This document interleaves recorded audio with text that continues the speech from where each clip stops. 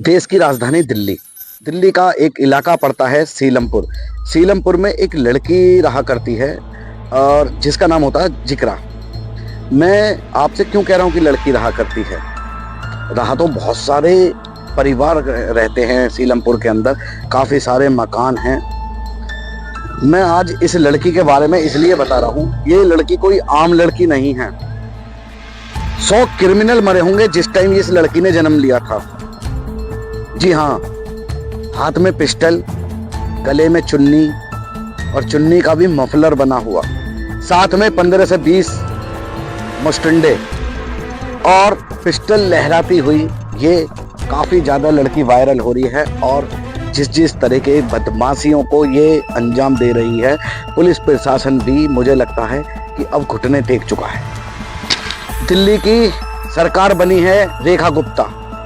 हालांकि रेखा गुप्ता ने इस पर एक बड़ा एक्शन लेने की सोची है, लेकिन मेरी समझ में ये नहीं आता। सीलमपुर में पिछले दिनों लगभग 7 मर्डर हो गए हैं और सारे मर्डर हिंदुओं के। ऐसा क्या है कि हिंदुओं को यहाँ से निपटाया जा रहा है? हिंदू वहां से पलायन करने को मजबूर हैं और घरों पर उन्होंने अपनों पर लिख दिया है कि यह मकान बिकाऊ है। कहाँ जा रहे हैं हिंदू? दो समुदाय के बीच ये झगड़ा बना हुआ है। तो आज ऐसी ही सच्ची कहानी मैं आप लोगों के बीच लेकर आया हूँ, जो कि दिल्ली देश की राजधानी सीलमपुर से है। तो आदाब, नमस्कार, सत श्री अकाल। मैं दीपक शर्मा आप लोगों के लिए लाता हूँ सच्ची घटनाओं पर आधारित कहानियाँ। उम्मीद करता हूँ कहानी आपको बेहद पसंद आती होंगी। अगर ये कहानी आपको पसंद आए तो लाइक करना। और इस कहानी के बारे में आप लोगों की क्या राय है? क्या हिंदुओं का दिल्ली छोड़ देना ही जायज है? क्या सरकार इस पर कुछ एक्शन लेगी? क्या हिंदुओं का कोई समर्थन करेगा? तो आज इस वीडियो में आपकी राय बहुत जरूरी है। ये जो इस लड़के के साथ हुआ है ये बहुत गलत हुआ है। तो चलिए कहानी का सिलसिला शुरू करता हूं। दिल्ली के सीलमपुर में जे ब्लॉक में एक परिवार रहा करता था। परिवार में माता पिता, 3 भाई और 1 बहन। पिता ऑटो चलाया करते थे, माँ गृहिणी थी, बहन भी माँ का हाथ बटाया करती थी। और उनमें एक तीनों भाइयों में लड़का था जिसका नाम था कुणाल। कुणाल गांधीनगर में एक कपड़े की दुकान पे नौकरी करता था। अच्छे से परिवार आगे की तरफ बढ़ रहा था, 4 पैसे इकट्ठे करके आगे बच्चों को उनके पिता पढ़ा लिखा कर कुछ बनाना चाहते थे। पिता का हाथ बटाने के लिए कि पिता के कंधों पर ज्यादा बोझ ना हो, तो कुणाल ने भी गांधीनगर में दुकान पर एक नौकरी कर ली। दुकान पर नौकरी करने के बाद अब पिता को भी कुणाल का सहारा मिल गया। अच्छा खासा परिवार में खुशियां, गरीब परिवार। अब कुणाल एक दिन अपनी दुकान पर था और दुकान से जब घर लौट रहा था तो उसकी मुलाकात एक दूसरे समुदाय के लड़के से होती है। दूसरे समुदाय के लड़के से होती है तो कुणाल का एक दोस्त था जिसका नाम था लाला। अब वो दूसरे समुदाय का जो लड़का था उसकी एक बहन थी जिसका नाम है जिक्रा। जिक्रा का भाई कुणाल से पूछता है कि लाला का पता बता दो। शायद लाला की और जिक्रा के भाई की आपस में एंटी का मामला। इस पर कुणाल कह देता है कि भाई मेरे को बिल्कुल नहीं पता उसका पता, और आप मेरे से क्यों पूछ रहे हो? जाकर उसके घर पर बात करो, मैं इस बीच में नहीं पढ़ना चाहता। इसी बीच पर दोनों में कहासुनी हो जाती है।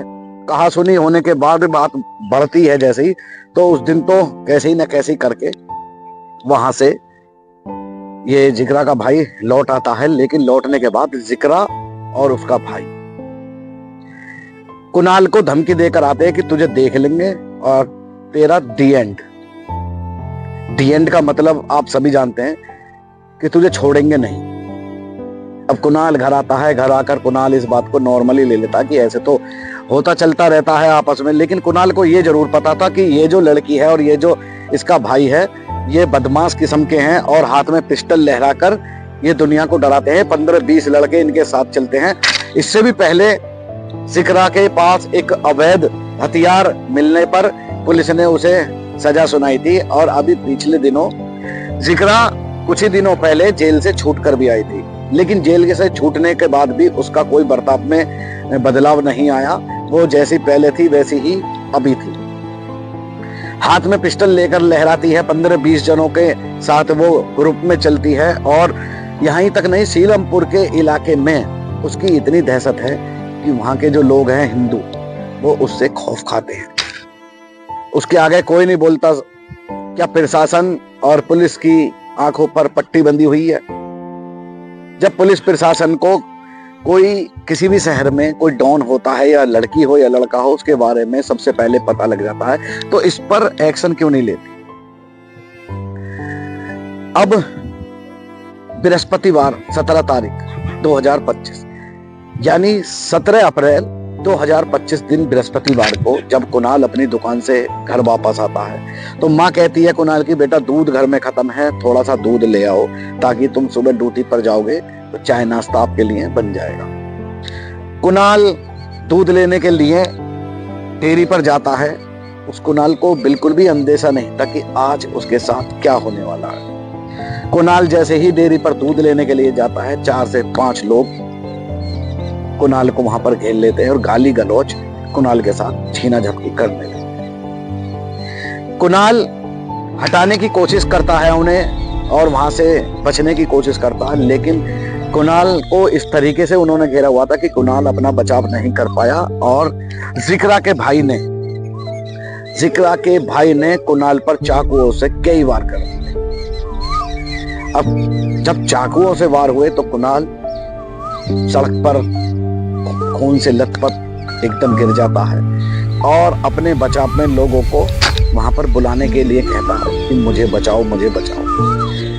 लोग बाग भी इतनी दहशत में आ गए थे, क्योंकि वो जिक्रा को और जिक्रा के भाई को पहले से ही जानते थे कि ये क्रिमिनल टाइप के लोग हैं, और इनके मुंह लगना ये समझ लो मौत को दावत देना है। अच्छे खासे चाकुओं से वार करके जिक्रा के भाई और उसके साथ जो 4-5 लोग थे वो वहां से भाग जाते हैं। अब कोई आदमी जब देखता है कि कुणाल को चाकुओं से वार कर दिया है, वो कुणाल के घर जाता है और सूचना देता है कि आपके बेटे के ऊपर अटैक कर दिया है जिक्रा के भाई ने और जिक्रा ने और उसके आदमियों ने। घर वाले बेसुध होकर भागते हुए आते हैं और उसे उठाते हैं और नजदीकी के एक हॉस्पिटल में ले जाया जाता है, जहां पर डॉक्टरों ने इलाज करने के लिए उसे अंदर ले जाते हैं, लेकिन कुणाल की इलाज से पहले ही मृत्यु हो जाती है। अब लोगों में आक्रोश देखने के लिए मिल जाता है। अगला दिन आ जाता है, पुलिस मौके पर आ जाती है, पुलिस इन्वेस्टिगेशन करती है। लोग बागों ने रात को जिक्रा की नानी के घर जाकर तोड़फोड़ की। हालांकि अभी दोनों का घर, यहाँ पर नानी का भी और जिक्रा का भी ताला लगा हुआ है। वो दोनों सभी लोग वहां से फरार हैं। जब लोगों का रोष बढ़ता है तो सड़क पर जाम लगा दिया जाता है। पुलिस प्रशासन पूरी तरीके से अलर्ट में आ जाता है। पुलिस फोर्स पहुंच जाती है, अर्धसैनिक बल पहुंच जाता है। अब लोग बाग वहां पर डिमांड कर रहे हैं कि जिक्रा और उसके भाई को फांसी दो, कुणाल के हत्यारे को फांसी दो। जब पुलिस प्रशासन को ये था कि इस इलाके में एक लेडी डॉन रहती है, तो क्यों वहां पर ऐसा इंतजाम नहीं कराया गया ताकि किसी को उससे नुकसान ना हो। हालात ये बन गए हैं कि वहां के जो हिंदू हैं वो घर छोड़ने पर मजबूर हैं, और ये पहली घटना नहीं है। इसी तरीके की 7वीं घटना थी जिस तरीके से एक समुदाय के लोग ने दूसरे समुदाय के लोगों को मारा है। पहले काफी घर यहाँ पर हुआ करते थे, लेकिन अब ऐसा बताया जा रहा है कि 3 से 4 घर ही यहाँ पर बचे हैं, और वो भी पलायन करने को मजबूर हो रहे हैं। तो दिल्ली सरकार क्या सो रही है? रेखा गुप्ता क्यों एक्शन नहीं लेती? इसी दिन के लिए रेखा गुप्ता को मुख्यमंत्री बनाया था। एक आम आदमी पार्टी के विधायक वहां पर पहुंच जाते हैं, उनका सुन लीजिए। आम आदमी पार्टी के विधायक जाकर वहां पर राजनीति रोटियां सेकना चालू कर देते हैं। तो भाई ये रोटी सेकने का वक्त नहीं है, ये इंसाफ दिलाने का वक्त है, सिस्टम को मजबूत करने का वक्त है, ताकि किसी के द्वारा किसी को नुकसान ना हो। अब जिक्रा, उसका भाई और जो आरोपी हैं वो फरार हैं। लोग बाग योगी योगी के नारे लगा रहे हैं। रेखा गुप्ता का कोई नारा नहीं लग रहा है। रेखा गुप्ता से कहा जा रहा है कि इंसाफ के नाम पर फांसी चाहिए। अब बात आती है न्यायपालिका की। अब देखते हैं न्यायपालिका इसमें क्या अपना फैसला सुनाती है। क्या ऐसे दरिंदे ऐसे ही घूमते रहेंगे खुलेआम दिल्ली में? और ये दिल्ली की पहली बात नहीं है, ये 7वीं वारदात है जब हिंदुओं पर अटैक हुआ है। तो हिंदुओं को भी जागने की जरूरत नहीं है भाई, बिल्कुल कहीं मत जाओ। ये इन्होंने नया रूप लिया है कि हिंदुओं को मारो और यहां से इलाका खाली कराओ। दूसरा, बांग्लादेश बनाने के चक्कर में है ये सीलमपुर का। तो बांग्लादेश हमको बिल्कुल नहीं बनने देना है। हर जगह हिंदू मुसलमान होते हैं।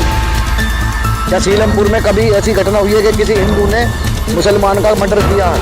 क्यों भाई, क्यों कर रहे हो मर्डर है? और ये देखो, लड़की होकर ऐसे काम को अंजाम दे रही है और पुलिस प्रशासन कुछ नहीं कर रहा। पुलिस प्रशासन के हाथ खाली। पुलिस प्रशासन हमेशा ऐसी जगह पर जब पहुंचता है जब पूरा मटका खत्म हो जाता, जब सब कुछ खत्म हो जाता, और फिर उसके बाद अपनी सफाई पेश करता पुलिस प्रशासन। सरकारें अपनी सफाई पेश करती हैं। लगातार दिल्ली में रेखा सरकार बनी है जब से, तो मैं यही कहूंगा कि जब से मुझे ज्यादा ये केस सुनने के लिए मिल रहे हैं, तो मेरी दिल्ली की मुख्यमंत्री श्रीमती रेखा गुप्ता जी से यही अनुरोध है कि इस मामले को सख्ती से लिया जाए, क्योंकि हिंदू पलायन करने को मजबूर हैं। और ये जो दर्दनाक हादसा हुआ है कुणाल के साथ, इसकी सही से इन्वेस्टिगेशन करके जो मुजरिम हैं उनको सख्त से सख्त यहाँ पर सजा दिलाई जाए। क्या ये जो हिंदू समाज के लोग हैं, इन्होंने आपको वोट नहीं दिया? इन्होंने क्या सोचकर वोट दिया था? इन्होंने यही सोचकर दिया था वोट कि एक अच्छा मुख्यमंत्री हम चुनेंगे, एक बीजेपी का मुख्यमंत्री हम चुनेंगे, तो ताकि हम अपने घर में, अपने मोहल्ले में, अपने शहर में सुरक्षित रह सकें। लेकिन बीजेपी की सरकार बनने के बाद भी यहाँ पर तो लोग बाग सुरक्षित नहीं है। अब बताइए, इससे बड़ी दुख भरी बात क्या होगी? बीजेपी एक तरफ दावा करती है हिंदुओं की सुरक्षा को लेकर।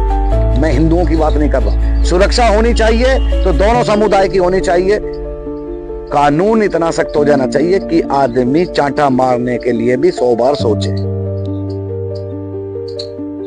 अगर ये बात मेरी सही लगी है आप लोगों को, तो अपनी कमेंट में राय जरूर देना और वीडियो को ज्यादा से ज्यादा शेयर करना। तो बस इससे आगे क्या कहूं, सरकारें और पुलिस प्रशासन सब ये दावे करते रहेंगे, आगे फिर मर्डर होते रहेंगे, कोई फर्क नहीं पड़ता भाई। कुणाल का मर्डर हुआ है, महीने 2 महीने ये चलेगा, मीडिया वाले भी इस पर अपने टीआरपी बढ़ाएंगे, शासन प्रशासन 1 महीने बाद किसको ध्यान रहेगा बताओ? किसी को ध्यान नहीं रहता भाई, सब अपने काम में लग जाते हैं। सबको वोट बैंक चाहिए, सबको नौकरी चाहिए, सबको पैसा चाहिए। अब वक्त आ गया है कि इन पर, इस चीज पर भी सख्त से सख्त कानून बनाया जाए। वो किसी भी समुदाय का हो, किसी भी धर्म का हो, यदि अपराध कर रहा है तो अपराधी को सजा मिलनी चाहिए। एक बात और शेयर करूंगा मैं आपसे, सबसे अच्छा कानून सऊदी का, यदि अपराध कर दिया है ऑन द स्पॉट वहां पर सजा है। अब हमारे यहाँ क्या है, मुजरिम को पकड़ लिया, जेल में डाल दिया, 20 साल की सजा उसे हो गई। अब 20 साल तक वो जेल में फ्री की रोटी तोड़ेगा। जब फ्री की रोटी, कोई रोटी फ्री में तो आती नहीं है, पैसा खर्च होता। सजा करने के बाद भी उस मुजरिम पर पैसा खर्च किया जाता है। और ऐसा भी हो जाता है, कोई ढंग का सा वकील मिल गया तो जमानत मिल जाती है, फिर वो बाहर आके गुंडागर्दी करने लगता, फिर ऐसे ही गरीबों को सताने लगता, कमजोरों को सताने लगता। तो मेरे भाई, जरूरत है, दिल्ली सरकार से भी कहूंगा, हमारी जो देश की सबसे बड़ी न्यायपालिका है सुप्रीम कोर्ट, उनसे भी मैं गुजारिश करूंगा कि अब वक्त आ गया है, एक कानून ऐसा भी बनाया जाए जो लोग बाग जुर्म करने में 100 बार सोचें और उन्हें यह भी एहसास हो जाए कि जुर्म करने की सजा क्या होती है। तो ये थी आज की सच्ची कहानी जो मैं आप लोगों के बीच लेकर आया। उम्मीद करता हूं कहानी आपको पसंद आई होगी। अगर कहानी पसंद आए तो लाइक करना, कमेंट में अपनी राय जरूर दे के जाना। वीडियो को ज्यादा से ज्यादा शेयर कर। मिलता हूं आपसे ऐसी ही एक सच्ची कहानी के साथ। तब तक के लिए जय हिंद, जय भारत।